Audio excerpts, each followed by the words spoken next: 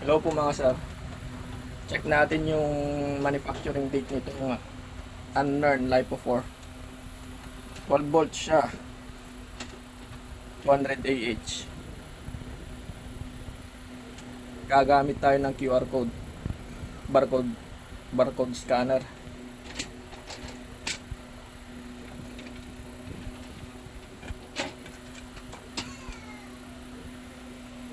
Check natin yung barcode ng cell.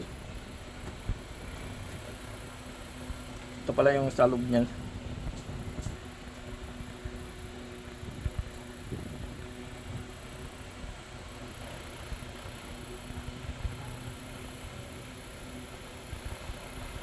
Yun. Copy lang natin guys. Then, punta tayo dito sa gobelpower.com para ma-check natin yung battery. Kung anong date siya ginawa. Yung specs niya. Decode.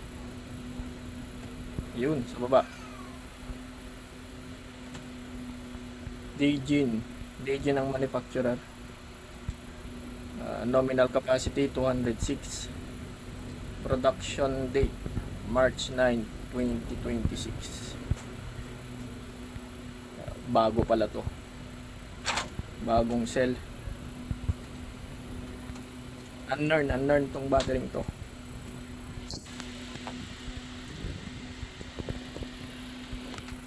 Check din natin sa ibang scanner. LiPo 4 cell.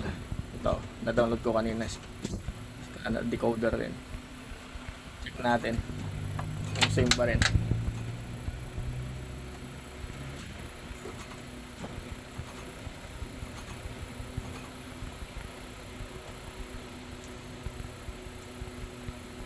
Medyo mahirap lang siya.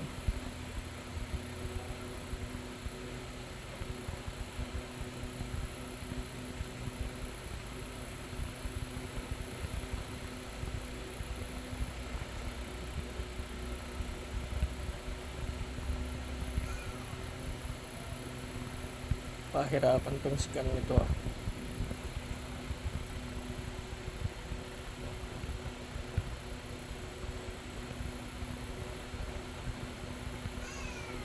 Yun. Manufacturer Dejin. Same pa rin kanina. Nominal capacity 206. Same. Pati production date. Okay din tong app na to. Same sila. So far, good quality naman siya kasi bago pa yung battery. Maganda rin yung pagka-build niya. Yun lang, wala siyang brace na bakal. Meron naman siyang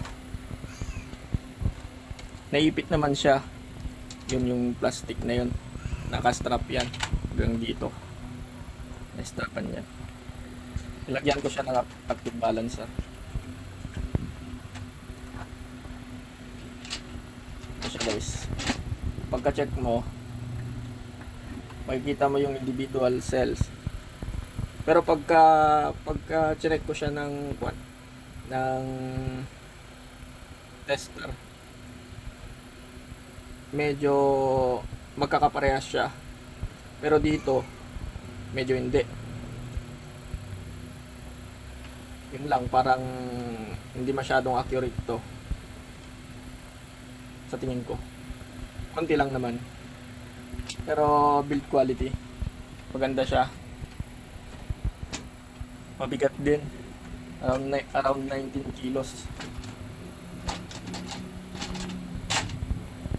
150 BMS. Yun.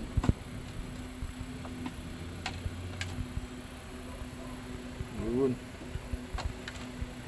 Nilagyan ko lang siya ng active balancer. Ganda ng quality. Ganda ng build. Sulit na to. Yung link guys, ilalagay ko na lang dyan. like and subscribe mga sir.